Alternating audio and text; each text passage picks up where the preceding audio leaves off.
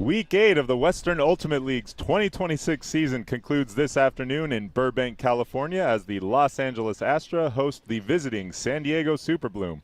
Thank you, friends, fans, and family, for joining the action today on YouTube. I am Jake Baumer, and I am joined in the booth today by the one and only Katie Killebrew. The last time these two teams met was a windy struggle in San Diego in late March, where the Superbloom secured an 18-10 victory. San Diego and Bay Area lead the Southern Conference with only one loss apiece, suffered at the hands of the other. Katie, what can Superbloom do today to show you they are primed to make a championship run? I mean, Superbloom is so deep. This team proved that they could climb all the way to the summit last year. They are the reigning WUL champions, and they are here to prove it again. Talking with Coach Amy Slaybaugh, talking about how they wanted to keep working on their systems, keep going on things. The team that showed up and played against Bay Area really struggled to find that confidence in their systems, and so today they're looking for that reset to prove that they can do it again against LA. LA is coming off a tough road trip weekend in Utah and Arizona, where they managed to take a split coming into this match. What are you looking for from Astra today as they seek redemption in this rematch with San Diego? You mentioned that road trip. It's brutal to go to Utah, where there's no air, and then go to Arizona, where there is no water, with almost no sleep. And talking with Coach Frankie Rowe before, talking about how that kind of crucible of travel terribleness and not having the result they wanted against Arizona means that they are here to show how much they have worked and trust in the systems and the chemistry that they have built. And it is wild to me that this is only the 5th meetup of these two games. This feels like a rivalry that has been going on forever. But, you know, the Aviators, who are not happening this year, and the San Diego Growlers played for a long time. The crossover in players between these two teams, between the college scene and the club scene, there has been players who have played on both teams at this point. So even though it is the 5th meetup where San Diego has the head-to-head 3-1, LA is actually kind of in its infancy, having not played in the 2024 season, played in the PUL in the 2025 season, and now in the 2026 year, returning to the roots of the WUL, where they're facing Superbloom, who has just a powerhouse of rosters. But this Los Angeles team, on the other hand, has really had to rely on a new set of faces this year. So looking at this LA roster, there is a notable player missing, Avalon Agawa, one of the leaders of this team. What does Los Angeles have to do to step up in that way when they know they're missing one of their top performers? Well, you know, Coach Frankie Rowe was talking about how, you know, we don't expect one person to step up. We expect the whole team to step up. But really the person I think that everyone who has been watching the college Ultimate Team is looking to is number 2, Sabrina Belkin, having helped lead UCLA back to the NCAA college, like not the NCAA, but like college D1, there we go, yeah. Championships, is really a playmaker in the back of the field. And in a day like today, where you have kind of breezy conditions, you're going to be facing some known zones with this San Diego team. You're going to be looking to a player like Jedi to really lead the troops. And somebody else, Natalie So, who used to play for USC, is just kind of a force of energy on the field, and I think that those are two players who could start the engine for Los Angeles to get that going. All right, we are looking to get started here to kick off the first quarter. It looks like the Astra O-line is taking the field to the right on your screen, and the San Diego D-line will be pulling left to right. So we are ready for this first quarter to get underway. And there's the Astra mascot in the background on the one wheel, the astronaut here in Burbank. You gotta love the theatricality, honestly. It's those kind of intangibles that happen in these games, which is one of the reasons you want to be in the stands. So if you're watching this from home and you're anywhere in the LA area, come here to be in the stands with the people. And if you are joining us on YouTube, thank you. It is going to be a great game as the first poll goes up. And that is going to be Carly Steiner that catches the pole. You will see Carly in the backfield most of this game. First throw up the field, a little contested to Chip Yen, one of the captains of this Astra team. Some good back and forth motion from the Astra early. The more you can use the full width of the field. And that is Steiner with the first deep shot of the day. And that is Amy Lee, just barely not able to come down with it. Hoover in the deep space there, just off the fingertips. We like to see Astra taking a shot early. Well-timed look, just barely off the fingertips. So Super Bloom will bring the disc to the line to begin their first break chance. That is Kelly Iwamoto starting with the disc, goes up. That Kayla Helton, a deep shot to Julia Peden, who comes down with it, waiting for teammates to follow. That is a huge huck, entered the red zone. A great catch there by Kira Hrushnikova. San Diego looking to capitalize. One more throw just outside the goal line. Mika Leslie looking for some help. A huge swing back to the middle of the field. Great grab by Iwamoto. A little give-go action here. A lot of good patience early from San Diego, making sure they're doing the right things. Peden into the corner. That's a layout by Hrushnikova, barely unable to come up with it. Great patience leads to an unfortunate throwaway there on the goal line for San Diego. The defensive presence from Astra on that possession is something I think they were missing in other games. I saw switches. I saw got a lot of intense marks that weren't allowing insides, and that's what they need if they're going to make a dent in the offense quickness from San Diego. So Astra takes over again on offense. That's good work from Belkin and Lee. Back and forth movement. Chip Yen looking to take control now upfield. Lee finds Belkin in the middle. The deep throw there to Sophie Havranek for the goal. Astra starting their game with an offensive hold. A great look and throw from Belkin to Havranek. Astra take the lead 1-0.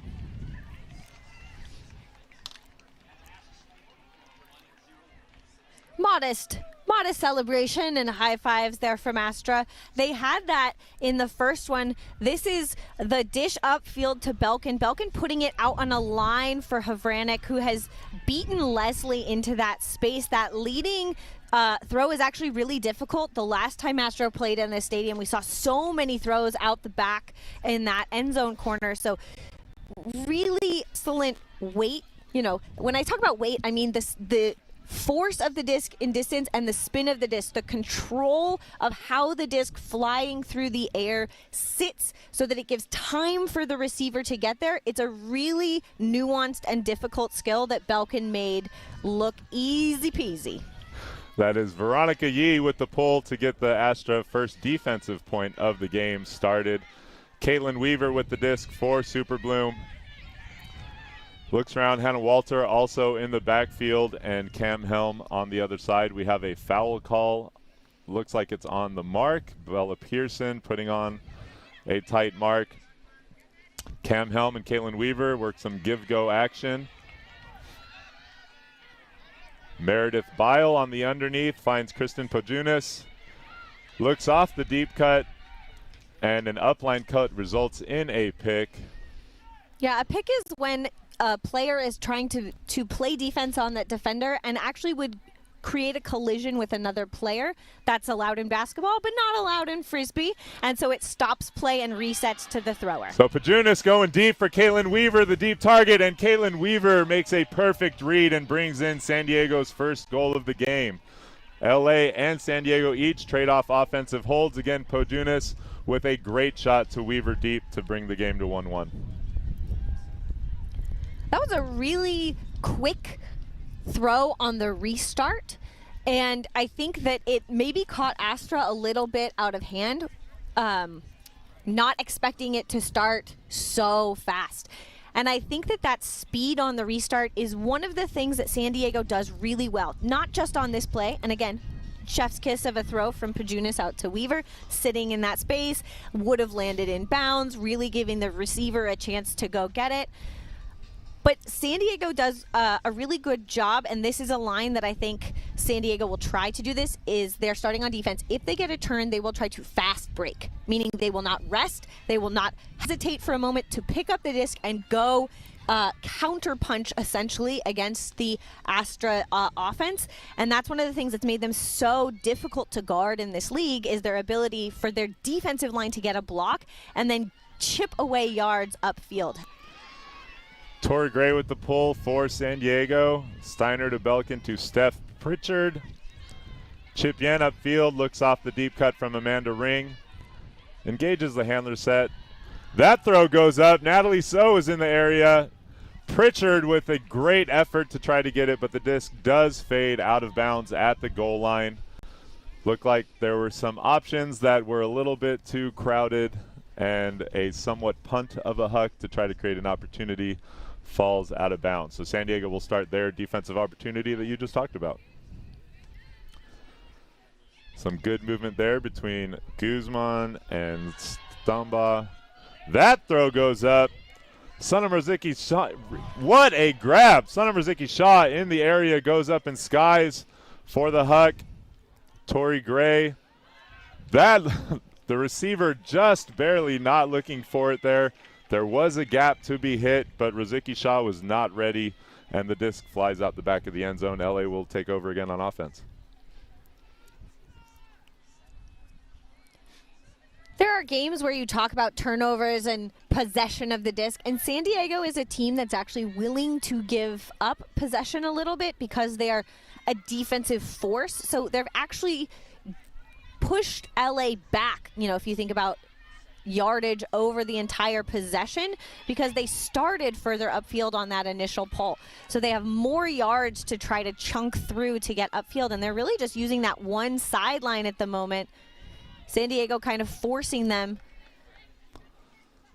So we saw Natalie So make a huge diving layout to save the possession for LA. That is something So is starting to become known for, has made a couple sensational grabs this season. She has the disc there on the sideline, finds Amanda Ring for the reset. That is Steph Pritchard on the far sideline. She looks upfield for some help.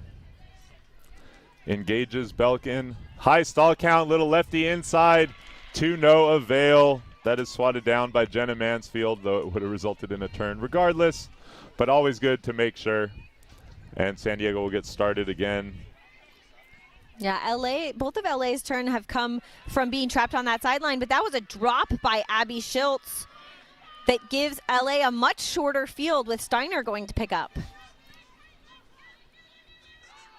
That lefty upfield to Pritchard is just out of reach of Pritchard, and again, the defense is able to knock it down to the ground, and San Diego is off to the races once more. Jana Mansfield goes deep. Steiner in the area, but that is Abby Schiltz with the huge grab. Stambaugh looking for help. Schiltz is wide open. And she finds in the end zone for the score, Tori Gray. San Diego executing that fast break to perfection. Gray able to bring down the score for that San Diego break and a 2-1 lead. San Diego did pretty much exactly what I expected them to do, honestly. They're taking advantage of turns, and you can see how quickly the players were running right to the disc. This was a great sky from Abby Schiltz up over 2 defenders, and if you have not been paying attention to, you know, college women's ultimate over the past couple of years, Abby Schiltz is a name that I expect to be all over ultimate. She has just been a player who continues to get better, she's a threat deep, she's a threat under, she can throw, she gets D's. We saw a really uncharacteristic kind of bobble and drop, and then immediately got the D back 2.5 seconds later, which is what I would expect after an uncharacteristic drop. She can be hyper competitive, and she's one of those players in the youth part that is really aging into the like national team kind of conversation, etc., and is one of the reasons why San Diego is so deep. So we see Astra on offense looking to get this point going. Nadine Meister will be in the backfield a lot when she is on the field. One of the up-and-coming premier handlers in the Los Angeles area. Maddie Shade, one of the captains, looks deep. Hanai Oda is in the area with the grab just outside the goal line. Fantastic throw and catch there. Bella Pearson now front cone finds Maddie Shade for the goal. A great huck from Shade to get things started. Oda with the catch, and then the calm presence and patience from Pearson to find Shade for the goal and tie the game once again. And that's the first clean hold for LA. We've seen a couple of turnovers from them, but that was smooth. And I would say I'd really like to draw notice to that throw from Maddie Shade, because I know that she has worked a lot on the catchability, the receivability of those throws, and that's almost straight upwind. Hanai Oda is a player that came from Tokyo, and Pearson finds Shade, who threw the long hook and then busted upfield to get there and gets open in the end zone. Really great work from Maddie Shade. She is a player that Astra has become reliant upon, not just because of those throws, but actually I think because of her calm demeanor on the field. She is pretty unshakable, and sometimes when you have high emotional games, she is a player that is just kind of like that rock in the backfield that you need, somebody who's just going to keep churning and working. So Superloom's turn. Pojunas wastes no time going deep. That throw is up for Meredith Bile and is caught in the end zone over the defender. San Diego looking to fire away early. Pojunas more than willing to oblige. Bile with the great catch for the score. San Diego 3-2 with a little over 4 minutes left here in the first quarter. We almost didn't have time to talk about that point. That point happened so quickly that I felt I was still, extolling the virtue of Maddie Shade, and San Diego said, we don't care, we're going to score. And Kristen Pojunas is a player who is there. Man, Jedi Sabrina Belkin got so close to that disc, but it floated just high enough and right into the hands of Meredith Bile. Great positioning by her. But it's if we're talking about the crossover between these two teams, Belkin and Pojunas are both products of UCLA. Meredith Bile started playing on Astra and is now playing for Super Bloom. There is just so much connectivity between these players who know each other. If there is a sideline between two teams that has such a love-hate relationship, it would be this one. I love that you ended that phrase with love to make sure we focused on that is the pillar of the sport start to finish. LA gets started again on offense. That is a great backhand around break from Meister to Veronica Yee. Looks off the inside lefty. Great one-handed grab there by Meister. And we have another call on the field that will stop play. It's a stall. And it looks like there's a contested stall. So the stall in the Western Ultimate League rules is a stall 7 that is player called. So you might see a few more stall calls in these games than other kind of rule sets because it's a little bit faster, and players, as they get excited, tend to go a little bit faster. And then, in that one resulted in a turnover from Yee. Yeah, we saw some miscommunication there, knowing that there was not much time left. Nadine Meister does not care how much time is anywhere. Huge layout block to redeem her teammate and get the disc back and going. What a fantastic play on defense from Meister. So Shade finds Yee. A little floaty to Meister, but no problems there. Some good continuation movement upfield. Oda finds space, hits the around. That is Ava Ekberg into the end zone for Bella Pearson. A fantastic offensive effort after a phenomenal defensive play by Meister. Great flow from the offense as LA capitalizes. Yeah, a hold from LA, and Ekberg is actually one of the newer players to this LA side. Still plays in college for UC Irvine. Her coach, Naomi Guzman, is playing for Super Bloom, and if we're talking about connectivity and the lack of hesitation, what a block. Okay, sorry. Going back to the block, Diener Gets that, and then this is the turn I'm talking, not hesitating, that step out backhand that slices back inbounds. Pearson gets it over Gray, who was in really good defensive position, and it's the speed with which Ekberg throws that makes that a score as opposed to a turnover. Because if you hesitate for even a little bit longer, Tori Gray is going to get there. And the small margins that we're seeing, this is where LA needs to improve, I think, the most on that finishing third of the field, and that one they had clean. Again, San Diego looks like they want to get started very quickly. That was Zettner looking deep. Huge layout catch there by Harushnikova to save the possession. Kayla Helton on the near side, loads up a backhand. Harushnikova looking for the bookends. The disc is trailing away. She bids, and it falls to the ground just out of her reach.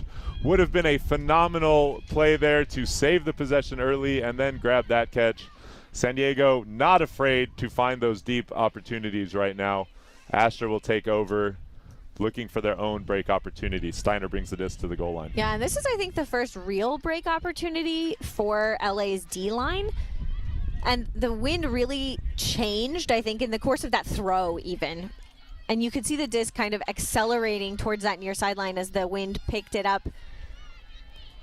We saw that in previous games in this stadium. The wind will just not do the same thing all at the same time. That throw into the inside space there is grabbed by Pritchard amongst defenders. Steiner looking deep. That inside-out flick is up, and it will not carry high enough into the air. A great cut there by Emily Ash, unable to chase it down. So San Diego will restart here. Yeah, that was an ambitious throw from Steiner, but from a D-line perspective, to get the disc all the way back, right? They have 80 yards to go. And we haven't seen San Diego really have to work it in wind. And what a layout block by Chip Yen. I think Helton's calling a foul, but that was an amazing layout. So they are going to talk about it. Looks like Helton is saying that she was able to get both hands on it and stop rotation. Looks like Yen might be looking to referee Brian Bradburn for some help. And the two observers are going to confer, and that hand signal we were saying it washing it away is they're ruling a no foul. And I have to agree with that. Like, it doesn't look like there's any real contact between the bodies, and it's hard to see from that angle whether or not the arm was affected. But LA has the disc now, and Belkin gets it upfield to Yen. Yen with that inside lefty. LA has a lot of these. Belkin, a huge layout to try to save that throw. We are seeing the wind really push the disc away from the receivers right now. That was a great look and a great opportunity, but wasn't quite there. Teresa Zettner looking deep. Julia Peden is wide open, makes that catch beyond half field. Kayla Helton stretching the field deep, and that fast break slows down a little. LA able to get their defense reset. Helton doesn't have time for that, though. Sends it deep once again. That's Sovi Vranek with the double block to make sure that is not caught. We have a fast-paced game here today. San Diego looking for every opportunity deep. LA able to be in defensive position there. Great block by Havranek. Yeah, Sophie really got underneath this, and you can see how the wind affects it. She gets there and almost gives it right to Harushnikova and has to hit it again to make sure that she didn't have an attempt at that second go. Turnover. There's some more great defensive pressure there from San Diego. Zettner applying pressure and creating the turnover. So Rebecca Ellis will pick up the disc 4 yards outside the goal line as San Diego looks to convert. That throw is a good catch. Falls to the ground, is secured by Harushnikova. An inside look upfield. What a grab by Iwamoto in between two defenders. Amanda Ring almost there. Iwamoto with the great one-hand grab just in time for San Diego to retain the lead 4-3. But with 15 seconds left on the clock, that took a long time for San Diego to score. And the Western Ultimate League is a possession rule at the end of the quarter. So when time runs out, whoever has the disc gets to finish that possession, which is very pure in many levels because it really focuses on fundamentals, as we see first throw turn from Astra under defensive pressure. Kayak, or Hruzhnikova, as her nickname is, leads here, and you can see the player coming in. Ring almost gets that, but Iwamoto gets the score. 4-3 San Diego, 15 seconds on the clock. So unless San Diego gets a very quick turn or LA throws it away, it's going to be LA's possession. Steiner, look, that was possibly a questionable drop of a pull. Looks like maybe it might have hit the ground before she got a hand on it. Regardless, LA keeps possession. We heard the buzzer, and now a turnover will end the quarter for the Astra there. So a high-powered, very fast offensive quarter from both teams, going up and down the field multiple times, ends in San Diego taking a 4-3 lead into the break.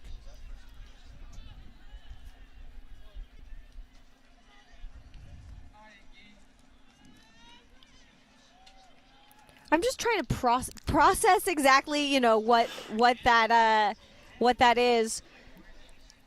We definitely saw a lot of action in that quarter, and would have liked to see the Astra maybe get a few more passes off there and create an opportunity at the end.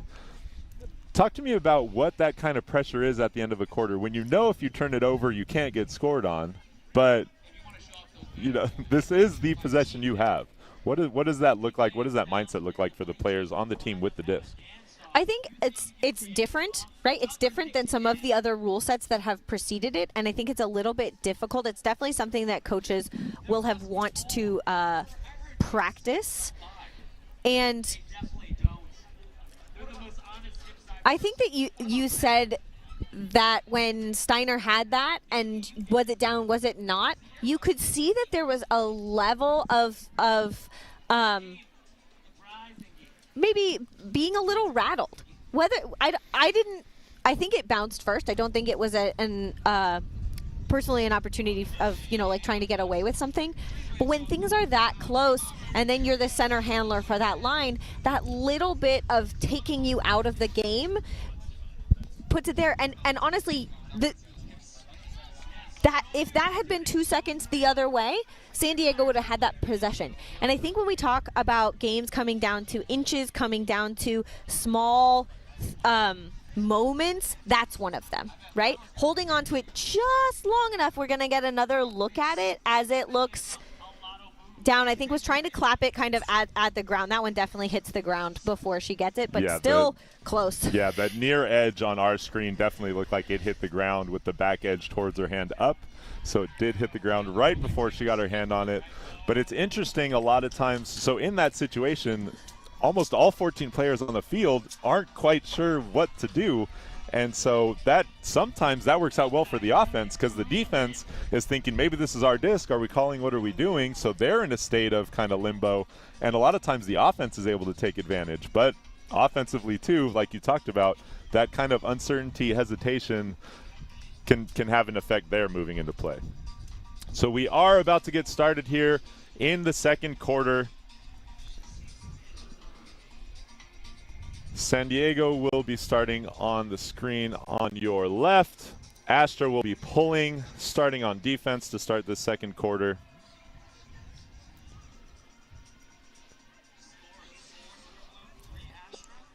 In most of the WUL games that I have called, the second quarter is actually the most pivotal in the game.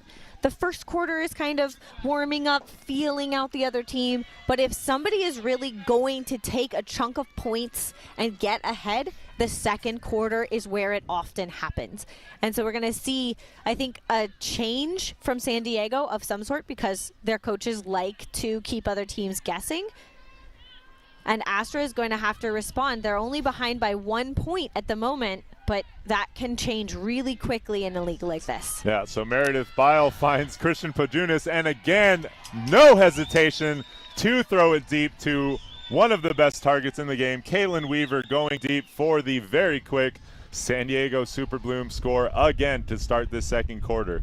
San Diego with a lot of patience to move the disc up past half field, and then you know when Pajunas gets the disc, she is looking to score.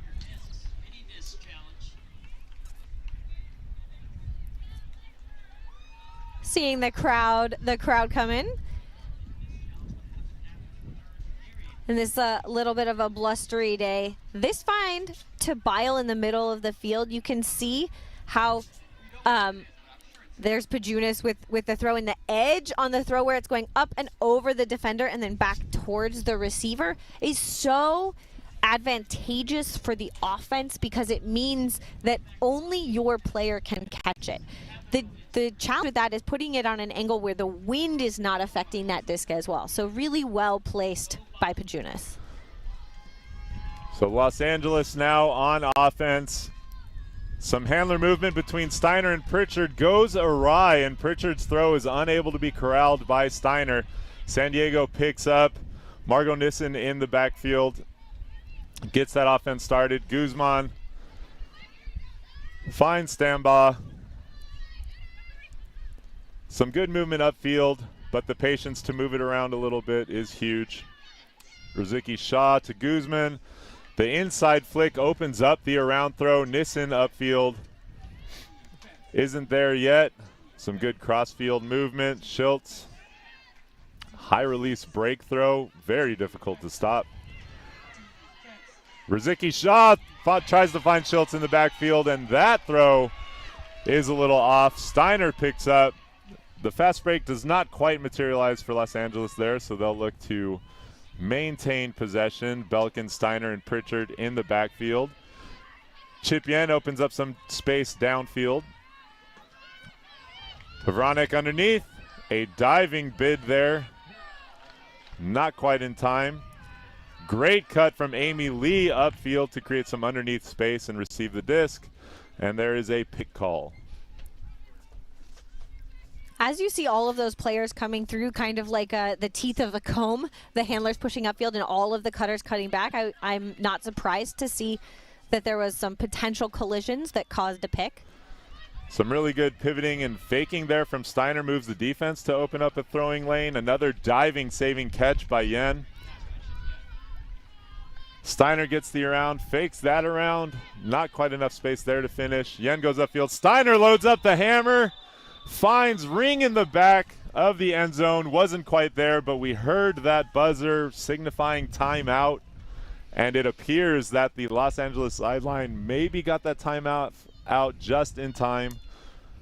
Yes, referee Brian Bradner signaling that that is the case. I was going to say, I heard it beforehand, and I saw Coach Julia Johnson walking on the field to signal that I called the timeout before that. And that's one of the rules of the league, which is, I think, so exciting, that the timeout can be also called by the sideline. It resets the stall count, so it saves that stall, and it happens exactly when the whistle or buzzer goes off, and that means that you get a fresh 7 and you save possession, because that would have been a turnover for Los Angeles. Great dig from Chip Yen to Steiner, who, well marked by Stambaugh there. And then you can see going up, that was pretty high, quick. I think 7 for me. That was an okay look, but it would have been out of the back, and it wasn't caught. And so we have this 2-minute reset where all of the players can be subbed if you so choose. So there's kind of some it doesn't look like there's a significantly different line from Los Angeles, but it does look like we have different defenders going on the field for Super Bloom. So Los Angeles, as the team calling timeout offensively, will get set up first.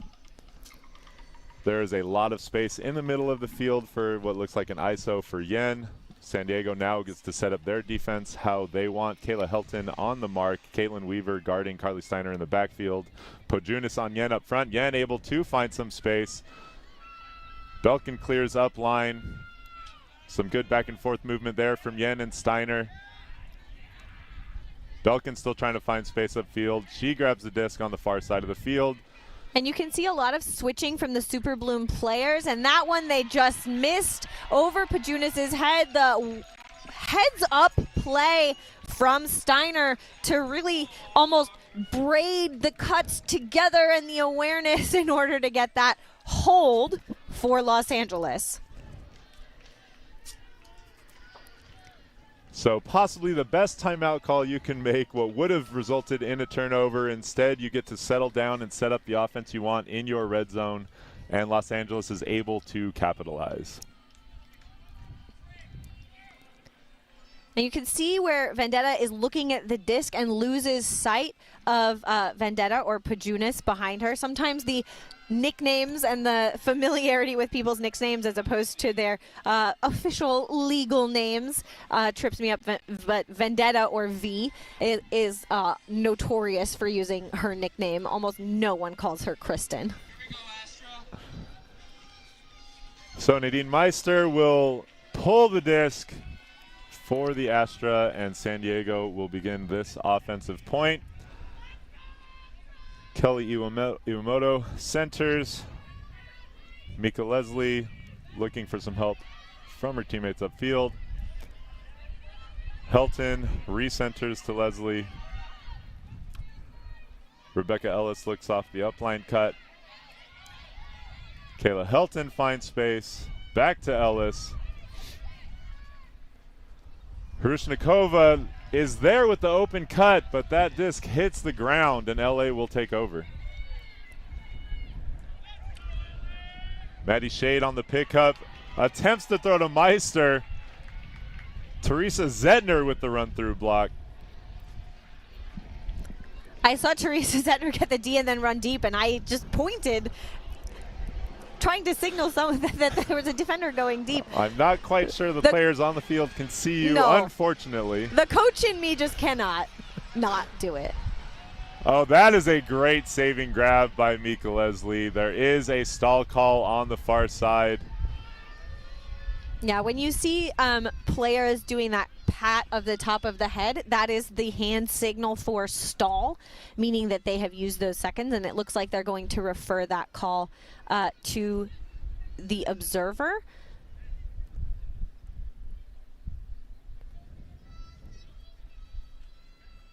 I did not see a contest motion from Iwamoto. So it looks like they are going to. Yeah, unless the observer, you know, overruled the stall, which I honestly also thought was very quick. But it looks like Hrushnikova is centered with the disc for San Diego now. So Leslie to Ellis just outside the end zone, and that is Kayla Helton with a lot of space at the cone. A great little bladey flick there from Ellis to find Helton, and after some confusion there on a call in a continuation, San Diego is able to capitalize. Ellis to Helton for the goal and a 2-goal lead.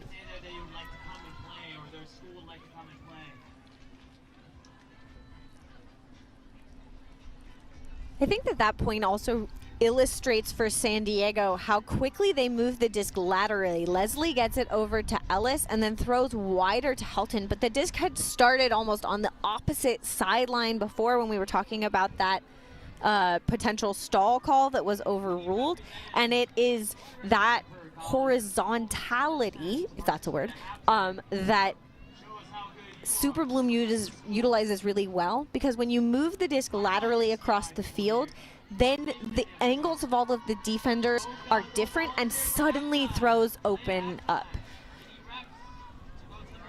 And San Diego is clearly very good at creating those angles and spaces and taking advantage. Pajunas gets this point started with the pull. Amanda Ring on the far side. That throw is up in the air a little bit, and after pressure from Weaver, Yen is still able to bring it down. That is a great grab under pressure. Steiner, huge layout saving bid there off the throw from Yen. Astra looking to use that same horizontality that you talked about that made San Diego successful last point. Yen on the upline cut, one step out of the end zone. Has some teammates rushing into that cone.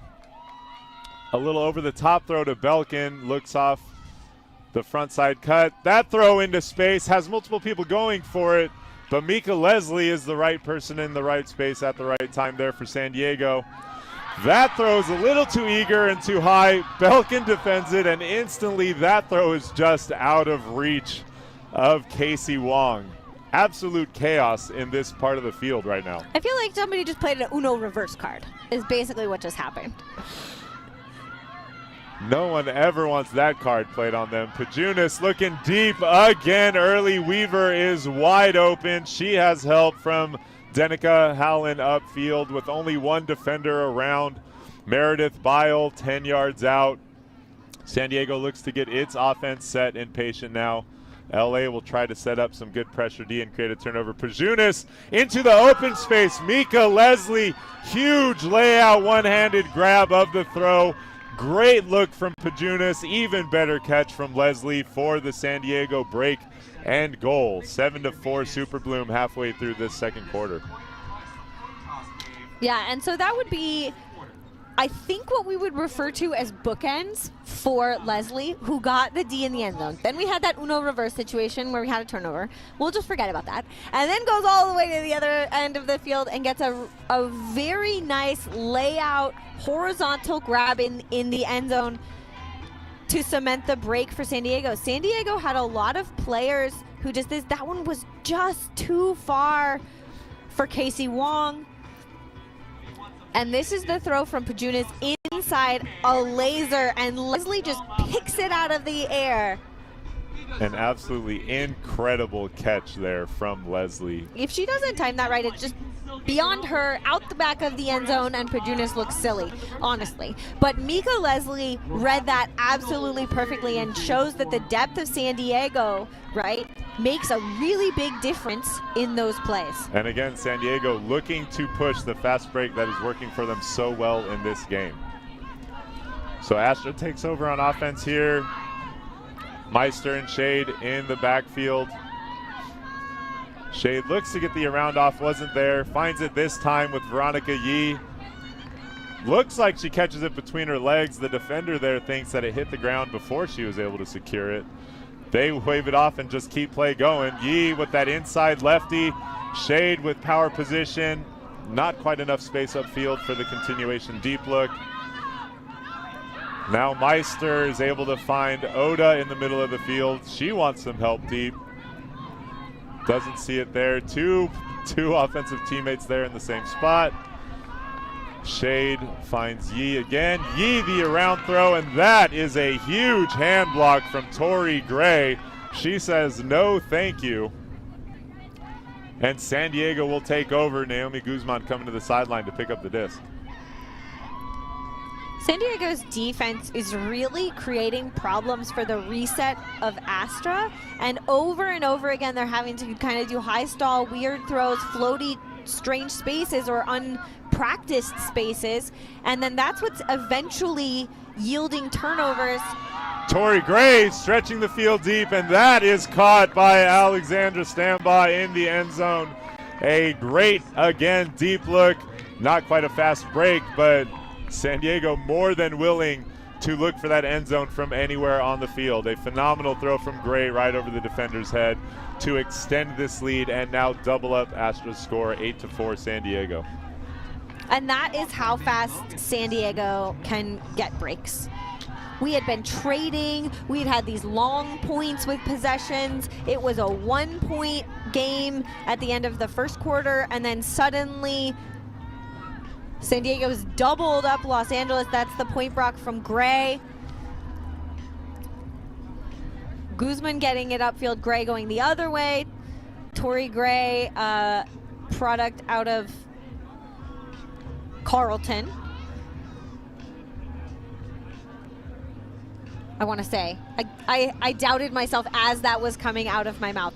But has played with UC San Diego the past couple of seasons and flip side, and has really made a mark and is a very speedy player, and you can see making an impact there as that pull landed out of bounds. So we're going to see Sabrina Belkin bring it into the center brick mark, as we call it. The central starting point if a disc lands out of bounds. That begins 20 yards upfield. We see Pritchard with the continuation on the far sideline. Yen in the middle. That look for Steiner is bobbled, hit up in the air. That was a great awareness play by Hrushnikova to get a hand on it. Steiner just missed, and then that throw falls short as Hrushnikova tries to stretch the field deep again after the turnover. But you can see how quickly San Diego is trying to move. They're trying to counter punch, right? the speed of LA and move them back and have to reset. So maybe they won't get the score or the turn on this one, but the constant pressure of that is really difficult to master. That find from Yen is a perfect throw to Pritchard, who then continues to Natalie So in the end zone. Great movement there, finding space. Yen to Pritchard, and then Pritchard the step out backhand to an open So in the end zone, ending that break train and bringing Astra back within 3. Yeah, and 3 minutes about on the clock in this second quarter. There's still a lot of game to play, but I think that LA is going to have to do something a little bit different. They're gonna have to figure out how to connect their handlers to their cutters a little bit more, because we're seeing disconnects and weird kind of, I keep using the word weird, and I want to find a more specific word, but it's just outside of their normal practiced rhythm of play, and that where they finally get the score to So, they're connecting in that handler to as we're seeing a celebration, because a little bit of a bouquet and a nod to the fact that Steph Pritchard got married on Friday and is here playing. Dedication to the sport. Yes, it is. So again, great work from Astra there, setting up their own fast break situation. Proved successful. San Diego running their offense. Pajunas in the middle of the field. Doesn't throw a huck, instead finds an open underneath to Denica Hallen. Cam Helm across to Pajunas. San Diego is able to find a lot of pretty wide open cutting space. That throw is just a little bit off angle from Pajunas. That high release kind of finds that IO angle, and the wind pushes it a little too high and a little too far out of bounds, so Astra will take over. Break chance for Astra, and they haven't gotten a ton of these, so they really need to start converting them. Another inside upfield throw is just not on target, as the defender is in perfect position there. Pajunas able to knock that down. And she has the disc outside the end zone, and that is a fantastic throw into Stambaugh for the San Diego goal. Pajunas again all over the field with the disc, finding open receivers. 9-5 San Diego, 2 minutes left here in the first half. By my count, that is the 5th assist of this game for Christian Pajunas. That is racking up some stats there for Vendetta this afternoon. High production value from number 4 today. Very much so. Weaver picking up the disc here and floating it to that inside, and you can see turning and throwing that really quick release. Stambaugh was almost unguarded in that space. Maybe a little bit of a miscue from Los Angeles on a switch, or who was picking everybody else up. But for me, it's the defensive pressure from Superbloom that's the story. It is creating so many problems for the reset structure of LA. They almost can't get a first throw off cleanly, and that's been really difficult. It almost feels a little bit disheartening. If I had to guess, I would say a majority of the Astra turnovers have been within 10 yards to negative, as opposed to upfield throws. And when you are giving away yards like that, it makes your own defense very difficult, and it makes for some difficult confidence offensively. So they will try to find some more space and make the appropriate adjustments to be able to move the disc confidently. This is a good start so far. Havranek on the sideline, upfield to Yen, a short little bobble. She steps out for the backhand. Emily Ash has the chance to bring it down and cannot do so. Fantastic defensive recovery there from Superbloom. Margot Nissen able to swat the disc away at the very last second. Yeah, the lefty handling from Nissen has been really good for UC San Diego and also for Superbloom. So Riziki Shaw finds her teammate upfield. Guzman with the upline cut, and it looks like we have a timeout from San Diego. That will be their first timeout of the game so far. So yeah, each team has only taken one, but there's just over a minute left to play, and this timeout is definitely a kind of use it or lose it situation, because you get 2 in the first half and 2 in the second half, and those really advantageous aspects of a timeout that we talked about before, where you can sub your entire line, you get a fresh stall count. As a coach, you can call a play. In this part of the game, those waning minutes of the half mean that there are actually a lot of points up for grabs because we have that possession at the end. So if you can score and you can get another one, right? This can be a really big point of swing of points as we go through. This is the throw from Yen, and you can see the idea of floating it out for Ash, but the wind catches it, puts it too far, and then the defensive follow, the pressure from Nissen gets it, and then the angle of this is just a little bit too much. You can see the wind push it in what could have been a sure goal if you hit the player in the chest by floating it. It gives San Diego this opportunity as we're coming out of the timeout with Rebecca Ellis with the disc for San Diego. Astra looks like a little bit of a surround defense there to clog up some lanes, but that throw from Ellis is able to open up a lot of space. That throw goes up from Schultz, and that is caught in stride by Caitlin Weaver. A lot of pressure from Amanda Ring, but a phenomenal throw from Abby Schultz to Caitlin Weaver for yet another goal in this game. And that turnaround happens. Astra could have maybe cut the lead down to 3, and instead it is now exploded back up to a 5-goal lead for San Diego here with under a minute left in the first half. Right, and San Diego has been true to form in that they started on the far sideline. They swung the disc to the opposite horizontal space. You can see Ellis gets it to the middle of the field to Leslie, who immediately goes the other direction. Schultz, you can see that wide open lane ahead of her that Weaver comes in. Ring does a great job to try to make a play on that, has a little bit of maybe too much contact coming through the back on the follow through, but tries to make a clean ankle grab kind of over the shoulder. But the focus from Caitlin Weaver, the presence of mind to you know, kind of turn the body a little bit and clap catch and protect the angle of that disc means we still have a minute. That whole score only took like, I don't remember exactly. 15 seconds. 15 seconds. So few seconds, right? That was an excellent use of the timeout for San Diego, because now we're right back in the same boat again for Astra, where they got to get the disc moving.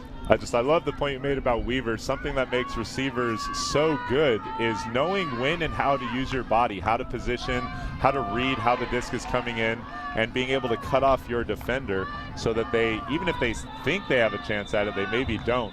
We see Natalie So with the disc on the near side, and that's going to be an Astra timeout. Like you said, use them or lose them.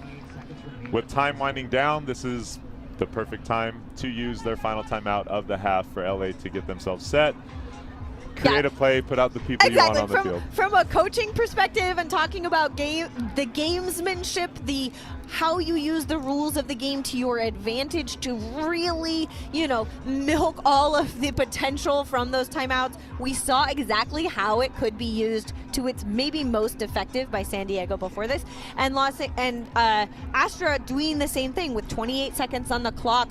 Really what they want to do is retain possession for 28 seconds and then score. That was going to be my question. In this situation, how, on the scale of make sure you score versus use all the time, where are you trying to have your players aligned? If the opportunity to score within 8 seconds happens, are you taking it, or are you trying to use is your focus using scores are scores, yeah. Right? If you can, like, ideally though, right? If we're talking about gamesmanship, yes, you move the disc, right, for 28 seconds and then score, right? Or score immediately. Us or nobody. Yeah, exactly.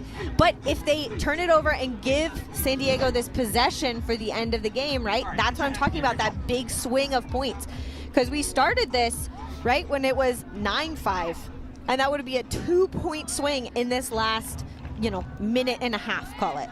Yeah, what could have been a 9-6 game could easily end up 11-5. San Diego still has a timeout.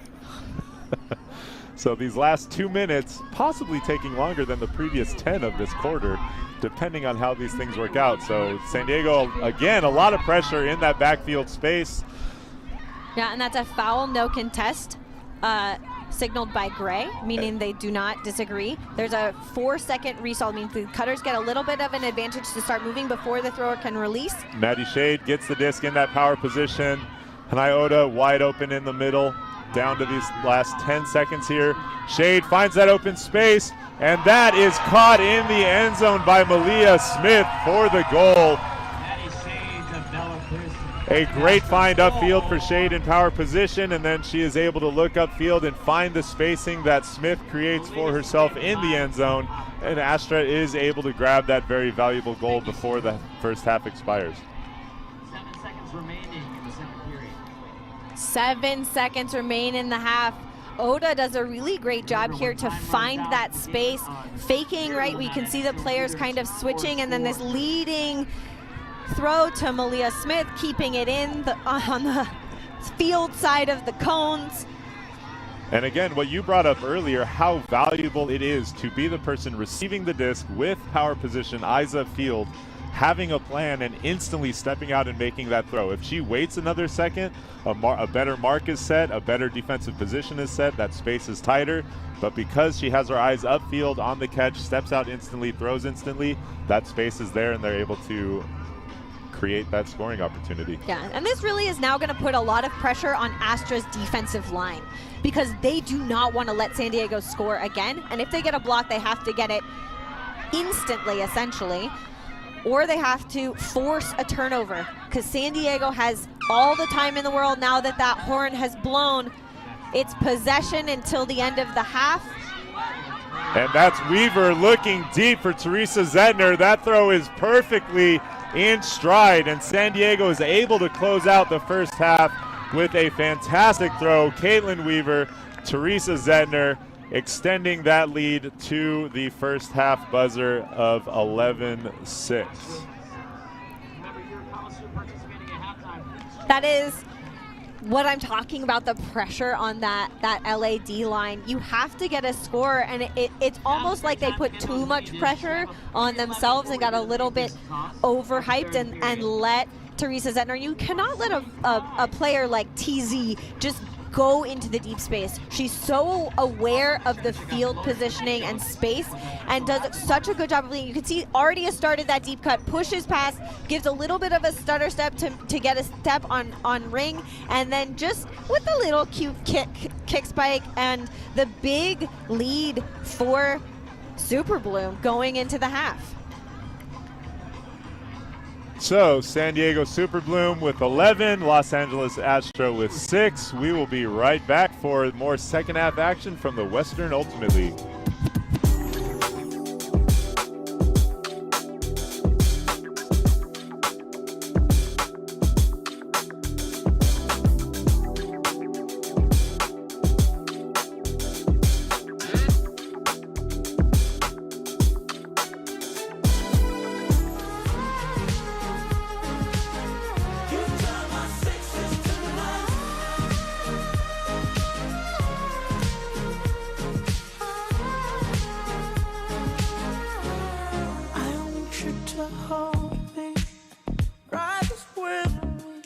Creatine is only for extreme athletes who eat dominance. Actually, let's skip that part. Combat Candy is for everyone who trains hard and deserves better than choking down powder. 5 grams of science-backed creatine in a gummy that turns supplement routine into something to look forward to. Just because your workout is serious business doesn't mean your creatine supplement is to me. Combat Candy. Making strength frickin' delicious. Try it at combatcandies.com.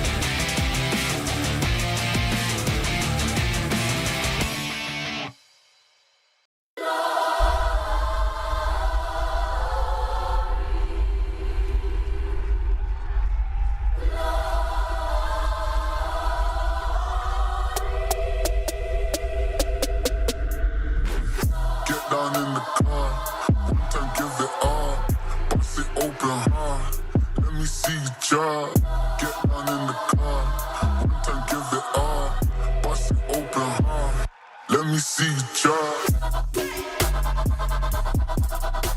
I fucked up this Russell, baby, we hustle, what the oh my.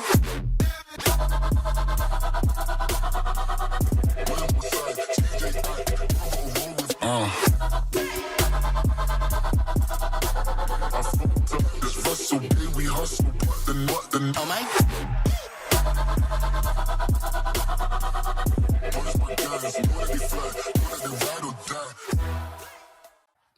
Planning your club season? Come to Ski Town, August 15th and 16th in Salt Lake City. There will be a women's, mixed, and open division. We are now accepting bids, and scan the QR code on the screen or email skitownclassic@gmail.com for more information. We'll see you at Ski Town.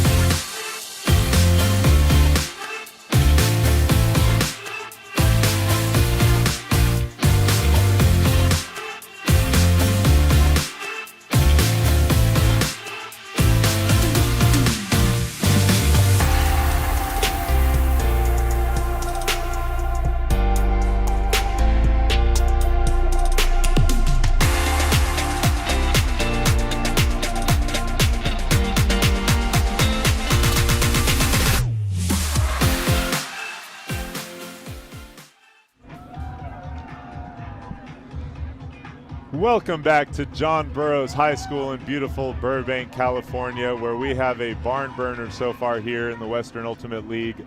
San Diego Super Bloom rolling out to a 5-goal lead on Los Angeles Astra. Katie, there's a big goal difference right now. What do you see as the biggest difference between the two teams today so far? I think it's finesse of throwing.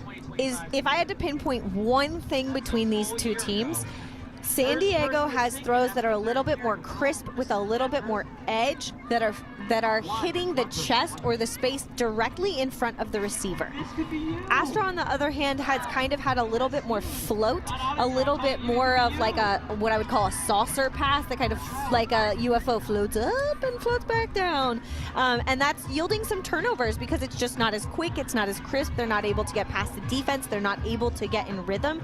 And if you can change that one thing, right, which is hard because it's a habit pattern, it's something that every player would have to do at the same time. But if you can start just throwing a little bit more lead, a little bit crisper, hitting the hands of your receivers, the difference between these two teams is actually really small. But at the moment, San Diego is taking all of those really small moments and beating LA in the small moments. And that is yielding this gap, right, in the score. Because if you were watching this game without the sand on and you didn't know the score, it's a really even game, honestly, on the field. But it's not on the scoreboard because San Diego has been absolutely relentless. As soon as they get the disc, they're going all the way to the end zone. And if they turn it over there, they don't care because they believe, right, that they're going to get the disc back from you. And you have to prove that they're not. They're like, bet, I'm going to get this D, right? And that energy is what led them to a championship last year. It's what's leading them into these, like, really hard games going up. And LA is like, you know what, we're growing. We're coming back in this program. We knew we were going to have a rebuilding year going from the no team to the PUL and back to the WUL. But they have to start getting these kind of like big game moments under their belts as they try to score. So what was a 5-4 game early in the second quarter is now up to 11-6. LA starts this third quarter on offense, left to right on your screen. Some early backfield movement. Steiner, Havranek, Belkin on the far sideline with the disc. Reverses field back to Pritchard with some pressure there from Walter.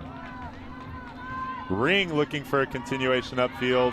That inside lefty is that little bit of float that you talked about. Pritchard able to find it, and that throw is on the right edge for Chip Yen to run down into the end zone.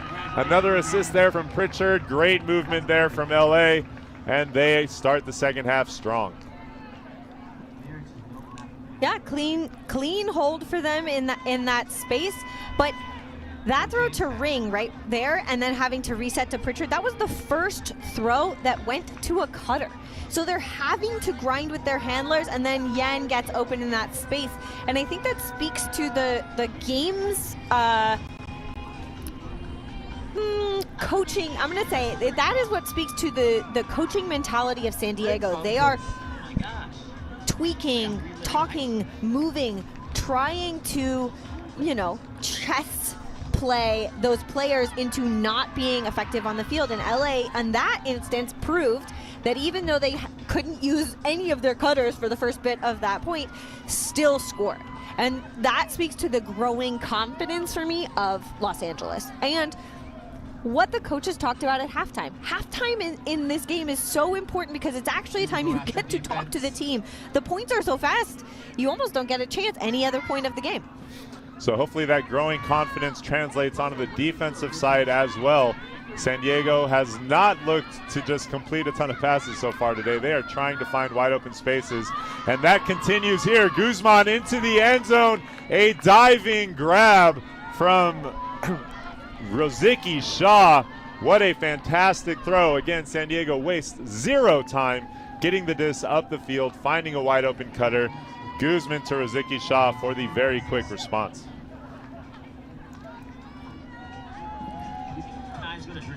I don't know about you, Jake, but when I'm watching the flow from San Diego right now, it just feels inevitable. It's so obvious where the disc is going next that part of my mind is boggled by Los Angeles not trying to get in the deep space and then wanting to zoom out and see how the cuts are developing, where they're actually coming from, because the momentum that offense has going down the line, going into that space is pretty impressive, as we're seeing some of the players, those are some of the players coached by Chip Yen saying, "Oh, captain, my captain." When was the last time you played a game of Boggle? when I played a game of Boggle? I don't know. Really going into the depths there as Amy Lee throws behind Belkin and gives a half field to Super Bloom. I can't help you hearing the word Boggle, then it makes perfect sense. That was a game I played a lot as a kid, but again, probably the last time as a kid. San Diego playing no games as they continue to use the entire width of the field, very close to the sideline there on Zentner's catch, but referee Byrne calls her in. Astra in the right place in the right time defensively, and they look to move it back upfield. Yen, Steiner, Ring, and Belkin in order, moving the disc across the field near to far. That is the kind of spacing you want to look for. Steiner, the windup, and the huck. Ring is down there, so is Arushnikova, and Amanda Ring with the huge sky and the continuation to chip Yen for the goal. LA opening up some deep space of their own. Steiner with the huge throw. Ring is tall and secures the throw to Yen for the score. What a sky from Ring. Harushnikova is a great deep defender, and all of the defensive pressure from San Diego was on the handler set. So once that disc kind of went backwards to Steiner, who was unmarked for this throw, right? Ellis a little bit slow to stop that lane, and you can see them trying to read it and find it, and almost swinging up and catching it, and then to a leading Yen for her second goal of the second half. That's the kind of movement that San Diego has been doing all day, and LA has been successful when they've been able to get their thrower out into some space and create a deep look. As you've talked about multiple times before, at least if you turn it in the end zone, the other team has to work all the way back down the field. That's still a positive as a turnover can be. So, and LA does have deep threats. Ring is a known great deep threat for them. Pearson can make plays in the deep space. So LA is going to want to look for a lot more of those opportunities. San Diego, Caitlin Weaver looking for her own opportunity now. That huck is into the end zone and just goes over the head of Meredith Bile. Again, another great deep space look, but that angle with the wind just pushes the disc out of bounds. So LA will get restarted here. Ava Ekberg brings it in on the near sideline, resets to Nadine Meister in the backfield. That throw comes off her hand a little shaky. San Diego picks up, looking to score instantly. That was Cam Helm finds Walter. Walter to Pajunas on the end zone line. LA's in some good spaces, but Weaver is in a better space as Pajunas hits that around flick to Weaver for the goal. 6 for Pajunas, assisting all over the place. I'm going to go ahead and go to the merch stand and grab yourself some mini discs for the end of the 13-8. first one to get a basket is a retro. Looking at this again, yeah. Meister just puts that too low for Pearson. Possibly saw the defender kind of sneak in at the last second, created a mini hesitation on her throw. Maybe I think it more just looked like a turf, like whoops. Sometimes that happens. Been there, done that. It happens to the best of us. Yes. But when it's on your own end zone line, it hurts a little bit more than other points. But the defensive pressure from Super Bloom has been all up front, right? It's all over the handlers, in the reset lanes, trying to get the inside lanes. It means that it's much more difficult to get the disc into momentum for Astra, and you can see that that's what happened there. Ekberg picked it up, had nothing upfield, tried to center the disc, which is what you want to do, and then there was a really small window that Meister had to throw to, and the turf is there. We're seeing a offside, the hands going up. That means that the pulling team, in this case Super Bloom, was over and across the line before the disc was thrown. You can't do that, and so the disc is going to come in at the 50-yard mark because Astra acknowledged, right, and also Steiner did that. So very good awareness from Steiner to take the free yards. If Steiner would have caught it, that would not have counted, and they would have had to play from that catch. So important too that Steiner knew the rule to let it hit. Pritchard looks for Lee upfield, but 3 San Diego defenders are in the way, and they're able to take possession back themselves. This is Tori Gray winding up. Huge huck downfield. About 7 yards too far for her cutter, Jenna Mansfield. But again, San Diego very willing to send it deep and let Astra have to work all the way back down the field. And my guess is they're going to be in a zone look again. And then we're in some kind of space that is trying to move in the space of the offense as opposed to person. And Tori Gray is a player who usually sits back and is at so much speed that they can run through and past. Astra has to be aware of a player with that much speed in the middle of a space defense like this as Steiner rips one. That is Yen chasing it down with the defender. What a grab by Chip Yen with Schultz on her back. Steiner has opened the floodgates and her receivers are picking her up. Chip Yen with the huge grab as LA has looked like they are willing to open up the field again and find that success again. And that kind of bravery from Los Angeles is what you want to see. There is so much coverage in that, as we saw, and then this is where Gray has no mark on and just unleashes one a little bit too much on that one, but Steiner gets it and looks deep and then step into the throw, putting it out and deep. You can see Schultz make up ground on Yen, who uses her body, right, to create space. Schultz can't go through their body and then is able to cement that catch. And all three of Astra's scores in the second half have been to Yen. She was the player of the week in the entire WUL last week, and there's a reason why, because they are so dynamic. So dynamic. So Veronica More Yee. people need to know Chip Yen's name. I don't know if you're excited enough about it. What is she? What are they? What are we discussing? Nickname Buzz, plays at UCLA, coming off a knee injury and is back, And baby. San Diego looks to return the favor. Zentner looking for Julia Peden deep. Nadine Meister is up to the task and is able to block that huck away. So LA will start from their own end zone once again. But a break opportunity for LA. That is huge. Natalie So on the sideline. Gonna look for some continuation from the cutters upfield. Malia Smith, Hanai Oda, Veronica Yee, all upfield options.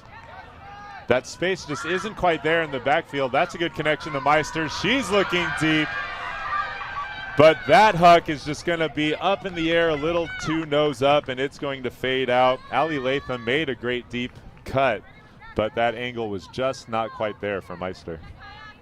Yeah, Leslie, who has the disc, is a product of UC Santa Barbara. Latham currently coaches UC Santa Barbara, but I don't know if they overlapped. So I don't know if we have one of those other coaches. I can't get confirmation right now, but Kayla Helton makes a huge grab on the sideline and instantly looks deep once again. Looks like that was Zentner with the layout, unable to quite bring that in. But San Diego's MO is just send, and it is working out in their favor quite a bit as LA turns it over once more, and that's Veronica Yee with the layout and taking an injury there. looks like Pearson is going to come in to replace Yee. You can see the hand signal from the observer denoting that substitution. It looks like San Diego did not choose to take an ancillary substitution, which they can choose to do or not do. Someone write ancillary down and put that on your word of the day calendar. Leslie and Ellis moving it side to side again, works wonders. And that is Harushnikova in the end zone for the goal. Once more, San Diego starting on one sideline, instantly getting a lot of movement to the other side, opening up space. Great movement there. Zentner, Ellis, and Harushnikova in the end zone. Again, make sure to get those mini discs at the concession tents.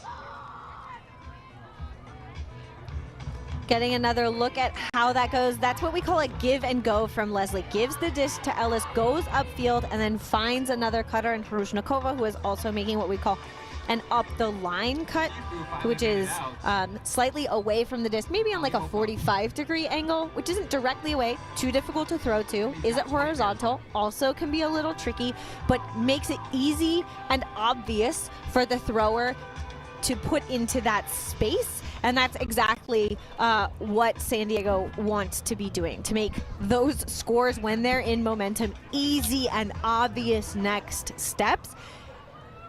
LA has had some break opportunities, but they just haven't been able to even get going or get momentum on those because of the defensive pressure that San Diego is putting on their handlers in particular.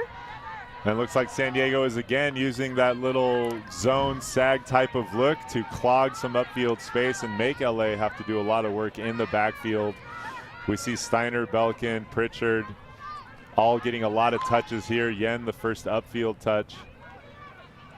Yeah, and this defense is, you have easy resets, but it gets so frustrating. It's so annoying to just go back and forth to the same handlers and not really gain very many yards. And it's that frustration sometimes that gets more turnovers than a block itself. They've gained about 22 yards so far on this possession, 25 now on probably about 25 passes. So as a defense, if you can force a yard per pass, you are really making the offense take control and be secure with all their throws. LA so far doing that successfully. Belkin and Steiner still a lot of possession on that far side. Right, that's why they say swing to win, because you have to move those defenders out of the way enough. Right now, I think LA isn't actually swinging far enough wide to force the defense to change their angle. Havranek throws the hammer into the air that is read perfectly by Amanda Ring over the defense. A lot of very short flicks and backhands, 5 yards at a time, and it is capped off with Havranek throwing over the top, and a great catch by Amanda Ring. And the point that I was making during that point, which is the patience required in order to swing the disc, is actually, I think, something that LA did not have previous to this point. They were getting flustered by that. They were feeling like they had to go through, and they were kind of putting in things into this space. This throw over to Havranek, the defender was playing kind of over their head. It could have floated out of bounds pretty easily, but that is a score, and I think a real win for that line for Astra, because it proves to them that they have the fortitude to work against those trickier, spatially oriented defenses, right? The puzzle of it to move laterally and then go upfield against it. So Super Bloom take over here on offense. Nissen and Gray in the backfield. Gray's throw up into the air a little too far. Pearson, or no, that is, we'll see that in a sec. Well, that was Malia Smith there with the block. Oda finds Ekberg. The aforementioned Smith in a nice open space underneath.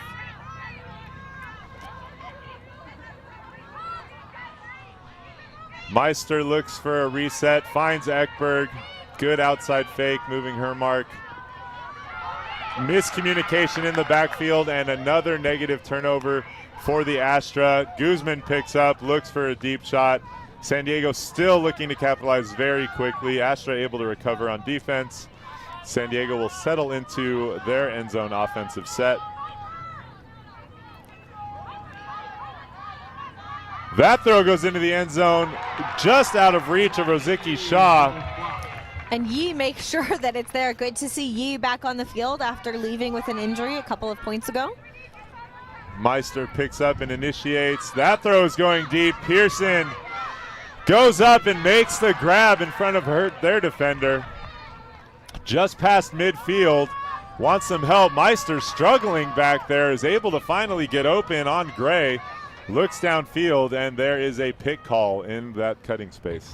Yeah, Tori Gray on Meister is actually a really fascinating kind of matchup, because the speed of Gray, Nadine seems to be struggling with. That throw from Ekberg is just out of reach of Rach Johnston. Looked like a block on. I don't know if the player got a hand on it or not. Definitely plenty of pressure to cause it. Rozicki Shaw looks deep now. That throw moves to the inside, an awkward landing. Rozicki Shaw again not quite able to come down with it. Johnston right there to help make that play defensively. Yeah, I think that's Amita Stowitz, who is matched up with Johnston, and the two of them getting in each other's way. As they should. They're playing defense. That's what you're supposed to do. If you're doing it right. Oda to Pearson, back to Oda on the up. Sorry, that was again Malia Smith back there. Oda looking deep for Pearson. Over the outstretched hands of two different defenders. Pearson able to bring that down. Yi is there to help. Astra had an advantage there, but not quite enough help to move the disc early, so Astra will take the timeout to bring in some new help and get set offensively to try to secure this point. Yeah, Pearson has had two excellent receptions in the deep space, and then the rest of Astra has been a little bit slow to get there to help to get that next attack into the deep lane, and I think that, coupled with the 1 minute 15 seconds left in the third quarter, is what precipitated the turnover. And it looks like we're going to get a different line from LA in order to try to cement this score and break, right? It's been a while, but this would be a break for LA, bringing it back within 3, and it's been quite a while since we've had that kind of margin. Yeah, it looks like a wholesale situation is going to be probably for both teams. That was a pretty long point, and there was a lot of field being covered by both teams there, so you want to get some fresh legs. Yeah, and there's our astronaut and the tiny one with their astronaut in training for LA, bringing it out. There's so many families that come out and support Astra. It's really the next generation of Ultimate players, and it's a really special thing to come to games and see the community building and seeing what it is and supporting these players who are working so hard. And often, right, this is like the most exciting time of a Frisbee season, right? Because we have pro season, WLPUL are in action. It's about to be college nationals, D3 and then D1, and then the club season is having its tryouts. It is just a smorgasbord of delightful Ultimate happening. It's my favorite time of the year. I couldn't tell. LA gets started. That is Belkin finding Yen 10 yards outside the end zone. Nothing doing upfield there. A good around throw finds Belkin once again. Multiple cutting options, but very covered. That throw, looking for Ring in the back corner. A little bit too high there. Some good defensive pressure, but not sure that would have mattered anyway. Probably a high stall situation there, and just looking for somebody that could make a play. Ring is one of those players that you just say, she's down there somewhere, let's give it a try. That time just out of reach. So San Diego will take over on their own end zone line. Kayla Helton, a big layout grab to save possession. Iwamoto having to go to the backfield. They really tried to keep the disc moving forward. Yen on Pajunas. A lot of heavy pressure there. Pajunas has nothing upfield, so she swings it back to Weaver. That is a very wide throw that Helton is able to keep just in bounds. San Diego again really spreading the field, going side to side in two throws quite often. That time again, Weaver to Iwamoto all the way on the far side. 17 seconds on the clock. Remember, it is a possession-oriented game, so whoever has the disc, when time runs out, they get to finish that possession. Iwamoto winds up. Pajunas is going deep. Two defenders there. Amy Lee not quite there in time. Pajunas able to stay in position and grab that goal for San Diego. Emphatic spike there. Lee gets the worst of that collision and is down.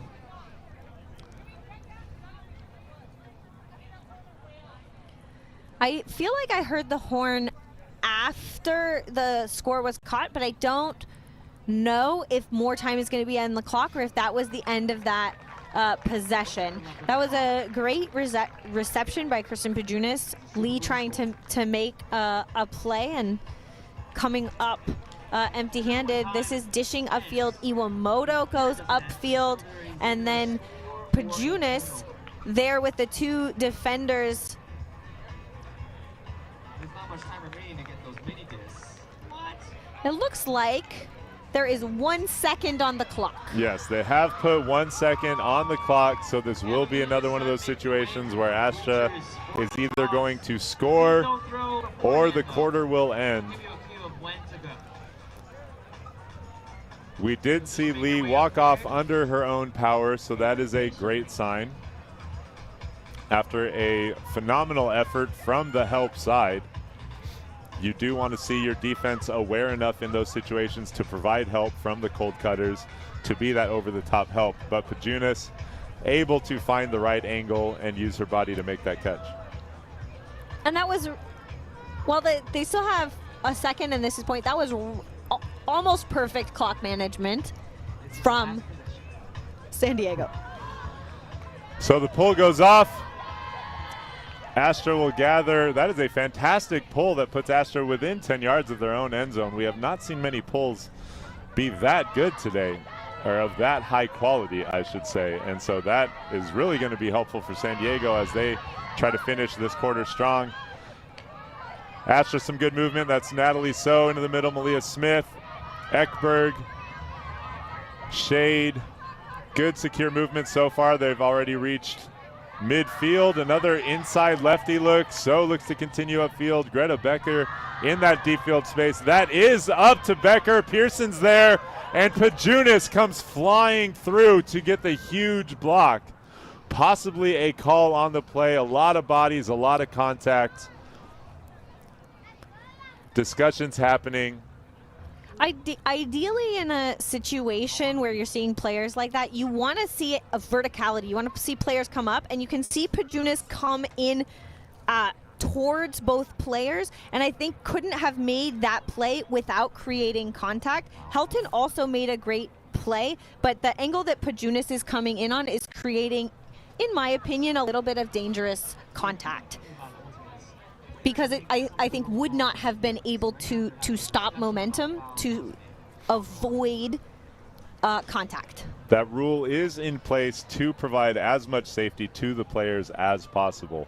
When one player has a lot more horizontal energy, a lot more contact is possible and likely, whereas if everyone is going up as vertically as possible, that reduces the amount of contact. It looks like we do have a foul call is confirmed from our referee.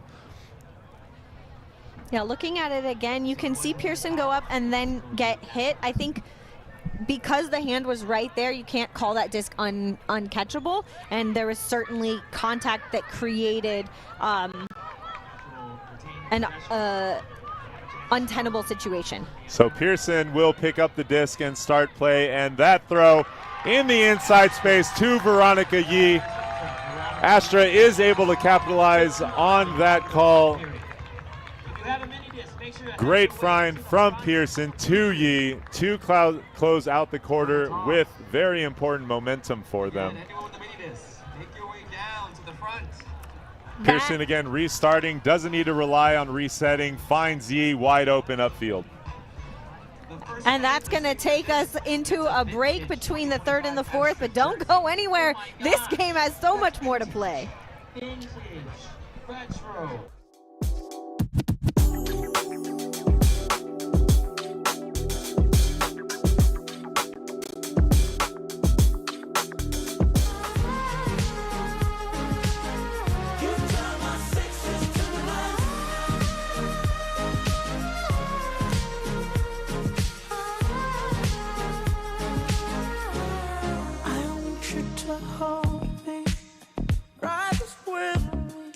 Creatine is only for extreme athletes who eat dominance. Actually, let's skip that part. Combat Candy is for everyone who trains hard and deserves better than choking down powder. 5 grams of science-backed creatine and a gummy that turns supplement routine into something to look forward to. Just because your workout is serious business doesn't mean your creatine supplement is to be. Combat Candy. Making strength frickin' delicious. Try it at combatcandies.com.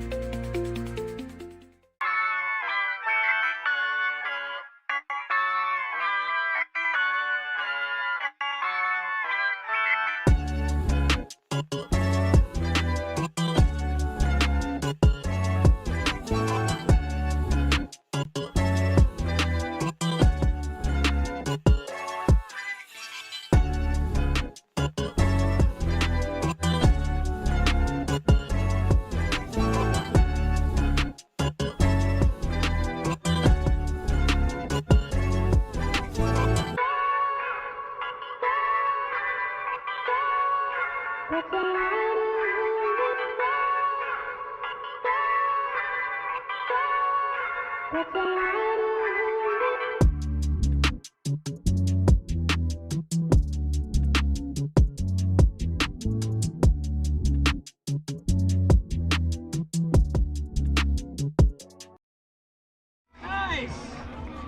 We have ourselves a retro jersey winner. So after 3 quarters of play here in SoCal, San Diego Superbloom has a 15-11 lead over the Los Angeles Astra. A very exciting end to that third quarter. Hopefully portends what will come of this fourth quarter. A 4-goal deficit is not completely out of reach if Astra continues to do some of the things that made them successful that quarter. It's small differences. I would say that they have not been able to capitalize on those break chances that they have. If they can get 1 or 2, right? They haven't gotten a single break yet this game, but if they can get 1 or 2 breaks against San Diego, that will be a huge momentum shift in this fourth quarter. But San Diego has not been a team that have been known to let off the gas. So we'll have to see what this fourth quarter brings. Astra is starting on defense. You can see Carly Steiner with the disc, ready to get this underway.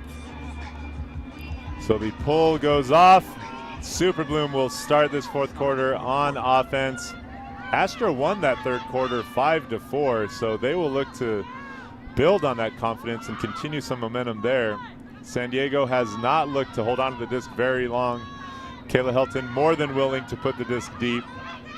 That is not open quite yet. Leslie able to find some underneath space there for Harushnikova. Catches and her momentum carries her out of bounds. Totally legal in Ultimate to run out of bounds after you have the disc. Leslie's throw has a little bit too much juice on it for Rebecca Ellis, and that falls to the turf. And here's that break opportunity you were looking for, Katie. I will say that when they convert a break, the opportunity exists. They just have to make it happen. That's a good around throw into some space.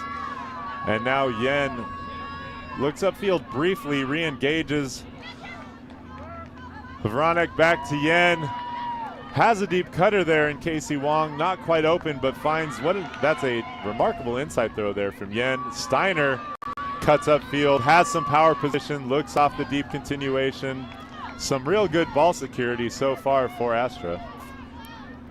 yeah, it's good to see Casey Wong getting a little bit more involved, changing up the handler set a little bit for LA. So Wong to Belkin. Ellis played very far off that up line. That throw is up. Vranek in the area. What a read. Is able to body up Harushnikova and find the space where the disc went. A great read and catch by Vranek to convert that clean break for the Astra. Now we can talk about the break. They finally did it. I would say that Astra has been growing in this game. We saw at the end of the third quarter, they had that 1 second on the clock possession, and the purity of Ultimate where you have to score. You cannot turn it over. There are no timeouts to save you. You must go down the line, and they did it. They scored that one, and then they come out to start the fourth quarter. They get a break chance, and they convert it. Casey Wong, who has the disc right there, was a big part of that, moving it, and then this swing up into space. You can see Havranek pushing into the defensive space, getting that space, and then going backwards, right? Bodying into that space in a legal and safe manner to create space to go back into. Really great read from Sophie there. But goodness gracious, was I worried when that throw went up, because that did not look like a completed... I'm sure the coaching staff was not expecting that to be the way that they would finish off that point. That throw, Kojunis is a little off balance as she goes into the space for that disc, and it falls into the Astra hands. Maddie Shade finds Ekberg on the near sideline. Pearson open underneath. Huge opportunity here for Astra to put another point on the board in very quick succession. Shade to Meister. Back over to Shade. 6 yards out the end zone. Looking to have a lot of patience here. And that is Ekberg for the goal. Astra After a one-throw turnover by San Diego, Meister and Shade do a lot of back-to-back work, and Ava Ekberg finds the open space in the end zone. LA cuts the lead to 2 for the first time since the second quarter. And Viper absolutely does strike. This was thrown behind Pajunas, and Shade and Meister working together. You can see the connection made with Ekberg signaling into that space, and that is the throw that we were talking about at halftime. Not floating it, but throwing it succinctly with edge into the space right in front of the receiver. The defender can't do anything about that after you commit to the line cut and then come back the other direction. It is textbook basic stuff that we talk about when you first start learning Ultimate, but it is important because in tight moments like that, it can yield scores. And then we have it swing. We're back within 2. San Diego hasn't scored yet in the fourth quarter. So Ellis has the disc. Helton doing some work upfield. That is Rozicki Shaw. Back to Ellis. Abby Schultz going deep. Kayla Helton on the run. Unable to chase it down. That throw, that angle doesn't quite hold up in the air long enough and comes to the turf before Helton can track it down. Again, San Diego more than willing to look for those spaces and make Astra have to work the disc all the way back down the field. But having to look to those spaces because Astra's defense in the handler space has really amped up in intensity this quarter. That throw to Havranek just out of her reach. A great diving effort there. But another throw just in the short field that gets away from Astra. And San Diego is in the red zone inside 20 yards, trying to capitalize on their scoring opportunity. Helton, looks like some miscommunication maybe on the mark. Helton finds Caitlin Weaver once again in the end zone. Weaver knows how to find that space to make sure she gets that goal.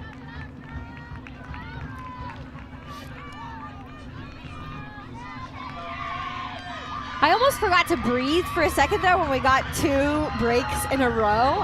I was like, what is happening? But calmness, right? That pickup with Kayla Helton in the disc. There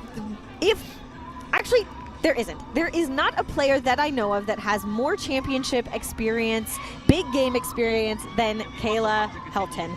And when you have a player like that at the beginning, front of the stack, it actually went to Rozicki Shaw. Weaver was in the under angle, but there were 2 receivers in that area, and it was again that inevitable feeling of scoring that when San Diego's offense is working well, you almost can precept where the disc is going to go next. Yeah, so great read there by Sanam Rozicki Shaw to find that open space in the end zone. That Helton, he has the confidence to hit that space.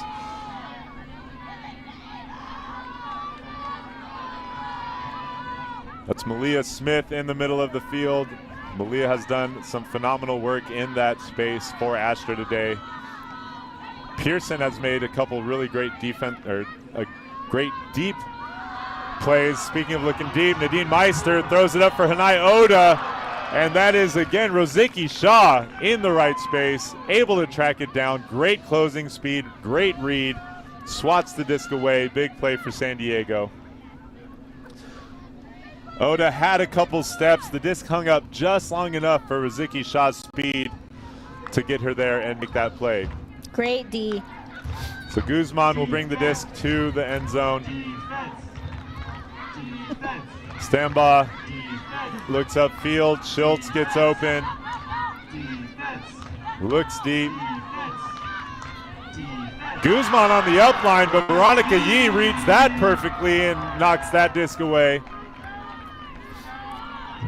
That backfield pressure you talked about once again resurfacing, giving Astra the disc. Meister inside to Malia Smith. A great continuation to Bella Pearson in the corner of the end zone. Astra converts and gets that hold.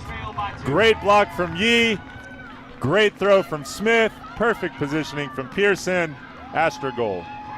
And the crowd reaction, can we just talk about how into it they are? You can see also Chip Yen elevating on the sideline. And this throw from Malia Smith to Pearson, it's just a dagger towards that back cone. Really great work from Astra.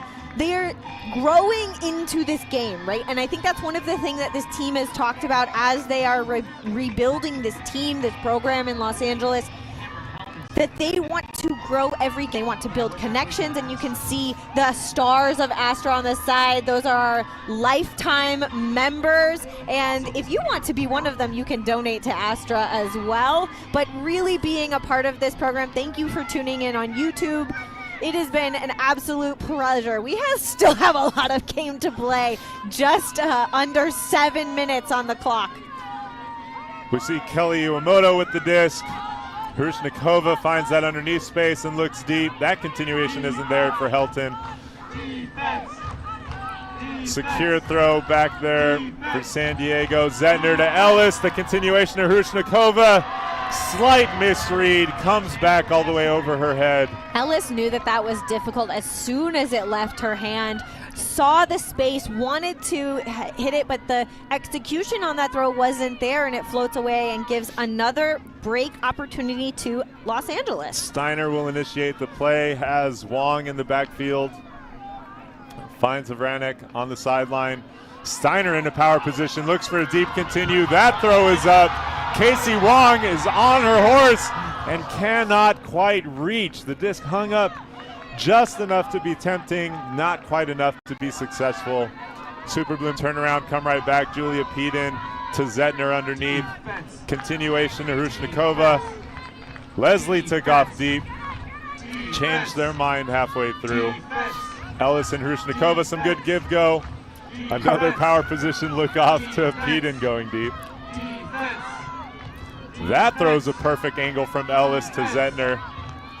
Peden in the center to Ellis in power position. Unable to quite find that exact timing with Hrushnikova, but that give-go between Ellis and Helton is perfect for the goal. Great effort from Ellis for the layout. Her Super Bloom teammates very happy and impressed by that. Probably worked a little bit harder than she wanted to, but just enough to make it work on the assist from Helton. Yeah, certainly making Super Bloom work for these scores a lot more. They're not just going open side, open side, open side. We're seeing this throw again from Steiner. Wong is in pursuit, but not quite there. I think if another step in a layout would have been a heroic catch. Possible, but unlikely. But then this upline from Ellis grabs and then knee clearly inbound, retains the disc through ground contact, and takes a little breather as needed. Doing a lot of work in that space for this time, and not only do we have dog friends, but today we have some bird friends. We've got a lot of things happening here in Burbank. One of those things is the San Diego pull to get this offensive possession started for the Astra. They will look to answer pretty quickly here as we hit the 5-minute mark left in this very exciting game so far. Meister, Shade, and Ekberg in the backfield. A pick call from the upfield. Yi, Oda, Latham, and Smith, all available cutters. Play restarts. Yeah, you can see the handlers get it, and then once they get it upfield, Latham now gets it, leading to Ekberg. That throw goes up to Oda. Caitlin Weaver runs it down, and Oda is able to cut her off. Completes the phenomenal throw there. That looked like Weaver had a shot, but Oda gets the read and is able to get that inside position. Okay, but the throw from Ekberg. Phenomenal. The leading, it's elevating a little bit. It's downwind and crosswind, and that disc just floated as if by magic. That's the centering pass that gets it started. Yi gets it upfield to Latham. Ekberg has gone upfield, and then you can see the disc just go out. Weaver tries to get it, but it comes back over. Oda put her body in between Weaver and had that, and then did not run out of real estate. It stayed inbounds. Perfection has a lot of definitions, but I would attach perfect to that throw. That throw is gonna live in my dreams for a little bit. The execution, especially because it came off of handler motion, centered the disc, pushed upfield. Those kind of fundamentals put her in place. And her coach, Naomi Guzman, has to be on the other sideline being like, I taught her that. Which is, I love it, but I now don't love has it, the disc. but, Now yeah. has the disc and has to do something with it going the other direction. Guzman herself has almost every throw you could want your thrower to have. That throw goes a little bit over her head. She's able to find it and bring it down. Standball looks upfield and hucks it deep. That is Tori Gray chasing it down. That angle just a little off and fades out of bounds on the near side. Yeah, I will say one of the defensive adjustments that Astra has made is they're forcing backhand, right? And they're forcing downwind. So they're trying to trap the disc on this close sideline, and Super Bloom is struggling a little bit with the deep throws on this side, and they're getting a lot of break opportunities for Astra out of it. So that throw looks like it went out of bounds pretty far upfield. Referee Brian Bradburn setting the point there. Astra able to kind of pull off a little bit of a fast break and get almost to half field. Now they've crossed it. Steiner with power position. They're getting power position, but they don't have the cutters who are in rhythm at the same time. Yen in the break side space on the far side. Ring continues, not quite there. Belkin and Yen a little give go. Steiner, the little juke back, creates upfield space for her. Good pivoting and movement. Great aggressive cut there from Havranek. Looks for her roommate Steiner, and that is complete for the goal. Housemate to housemate. Sophie Havranek with a great aggressive cut to get open right on the end zone line. Steiner following it up, winning the race to that front cone, bringing the Astra within one. What? I would say not even a game of two halves, a game of 3 quarters and then the fourth. It had been all San Diego throughout the game, Astra keeping it closer. The last time these two teams met, San Diego won by 8, right, at their home game. And this is a very different meeting of these two teams. Astra bringing it within one. They have had 3 breaks this quarter, but they still have a hill to climb in these just under 3 minutes in order to actually cement the win. They saw it flutter away from them when they played Arizona, and I don't think that they want that to happen again. We're gonna have to see what happens as they play for it with Weaver and San Diego with the disc. Helton finds Ellis with some upfield momentum. Again, continuing to look deep. Schultz with a deep cut. Pajunas to Leslie on the far sideline. Leslie steps out and throws over the top. Schultz goes up and makes the grab for the score. Not a ton of throwing space over there, but Leslie able to angle the disc over the defender. Schultz able to read it and bring it down, extending that lead back up to 2 with 2 minutes, 16 seconds left in this game. The backhand force for Astra wasn't as effective here because the wind is going the opposite direction. So Leslie does a really good job of putting this in space, and Schultz, I think, probably lost Meister at some point earlier in there and is just so open. Abby Schultz is so difficult to guard, and if you miss one step, will punish you going the other direction. She did make a very good aggressive underneath cut that Meister respected, maybe a little too much, and created that open deep space. And the O-line for Astra there. Who else but Kayla Helton on defense for Super Bloom. She will also be the one pulling here. That pull will carry a great distance. Will it stay in bounds? Yes, Havranek makes the grab. Disc hung just enough for San Diego to be able to come down and set their defense. They're doing that kind of poachy, sag in the lane thing once again. Wants to make Astra have to throw as many throws as possible, waste some time here. A 2-goal lead isn't the most secure thing ever, but if you make the offense take 2 minutes to score, you did yourself a large favor. Ellis applies some pressure there on Belkin. Belkin steps out and throws. Amy Lee is taken off deep, has steps. Iwamoto is there applying pressure, caught just outside the goal line. Havranek with the follow and the catch. Fantastic play from the Astra to score quickly. Belkin, the huge throw. Amy Lee, the great gab. Havranek with the conversion. Astra pull within 1. This throw from Belkin sits, learned from previous mistakes, and puts it in that space. Lee, you can see, lands directly on the line, which is not a score, and Sophie Havranek speed trains like a freight train all the way from the handler space to get that score. If there is a player on this field who is aware of the implication of timing and game management, it is Sophie Havranek. I have not seen another player. I coached with Sophie when she had her knee injury and was unable, and really took stats seriously, thought about the game, thought about it, and now has the opportunity to do it on the field again, and has really been making an impact in this last quarter. A minute and a half on the clock. Astra on defense, down by 1. The pressure suddenly shifts to San Diego. Can they maintain the hold? Helm and Walter in the backfield. Kayla Helton comes from the cutting space to get the disc. Would still not be surprised if this very thing happens. That throw from Walter is blocked away. Malia Smith has been in so many right places at the right times today. That throw from Meister definitely looks like a foul. It is called. Pajunas instantly does not contest. Meister will initiate play once again.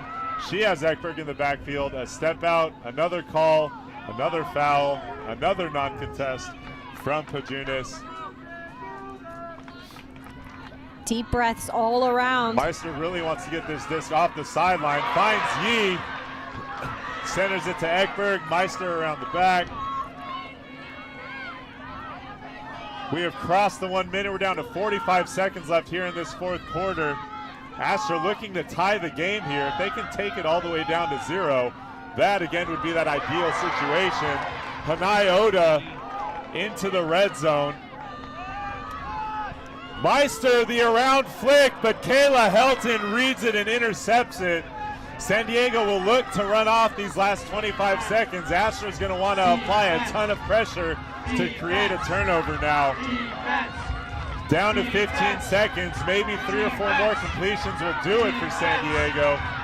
Pajunas finds Walter. We're under 4, and that completion should do it. Cam Helm to Weaver. There's your horn. So no matter what, this game will end in a San Diego win. Pajunas decides to go for one more over the hands of Meredith Bile, but that horn says that this game is over.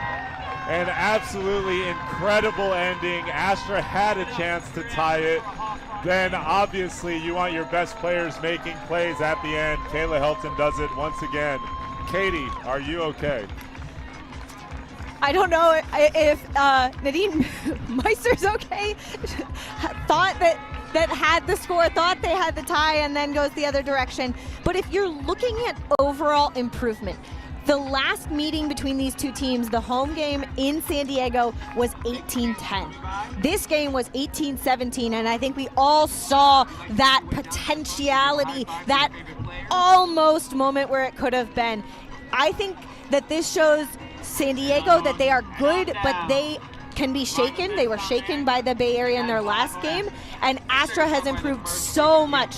If there was any team that was trying to will Astra to win, it was the Arizona Sidewinders, because that would really put their position as third in the South in a much more possible direction as San Diego and Arizona play the last game of the regular season.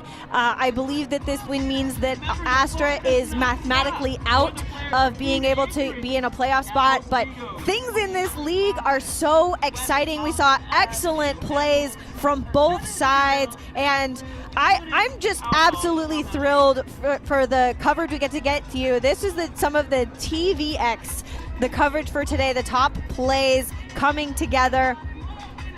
the skies. We got to see that one from Abby Schultz getting the score for San Diego. Going all the way. That one was for Tori Gray. I didn't mean to make that rhyme, but that's how it goes sometimes. Natural talent just shows up. Or at least a lot of experience saying Shakespeare in my past. This inside shot from Pajunas to Leslie. Incredible catch there. This is all Leslie. Like, let's be real. Like, that catch is wildly excellent. Steiner puts this one up. Yen in pursuit, boxing out Schultz and gets that one. What a game we got to witness today. I mean, these plays that we're able to bring you are just emblematic of what happened on the field today. I love Ultimate. I hope I get to share my joy with you, because this has been such a privilege to be able to speak with you all today. This hammer over the top from Sophie Havranek. Ring reads it well over the top of Walter. Helton leads Ellis, who slides on the knees and needs a moment after that one. It was really there, but the push from Astra in that fourth quarter, what a momentum shift, and really gritty to stay with it through the entire game. I think that there are sometimes places where teams get written off, and this is a team on the rise. It may not be this season, but it will be soon. Look at all of the players that are being coached, that are here to support their coaches who are on the field. Like, if you're watching this from home and thinking, I could do that, I could be next. Yes, you could. Like, we want more people in this league. Keep playing Ultimate. It is awesome. And there is Steph Pritchard. You probably can't see it, but on the back, I believe it says Cohen. And that is the newly married lady there showing off some swag from the nuptials on Friday. So an absolutely electric game here in Burbank today. What was close early was a 5-4 score, ballooned up to 11-6 at halftime, was even 12-7 at one point, 15-11 at the end of the third, and Astra comes all the way in to bring it back to a one-goal game with a chance to tie it under 30 seconds left. San Diego Superbloom able to get the big block from Kayla Helton, able to hold on, and that is a final score from here. Again, we're going to see that Discraft play of the game, Pajunas' throw, but like you said, Katie, all about Leslie's catch, one hand, full extension, hits the ground. Love to see great players making great plays, putting their bodies on the line, flying through the air. Incredible effort there from Mika Leslie. Yeah, excellent Discraft play of the game. That one's definitely going to stick in my head. As you see San Diego Superbloom talking and huddling, they have a lot more season, and so do we in the Western Ultimate League. Thank you so much for joining our coverage on YouTube. We couldn't be more happy to have it. On behalf of TVX, Randall, Joseph, Josh, Doug, Robert, Daniel, May, I'm Jake, here with Katie. Thank you. Have a great day.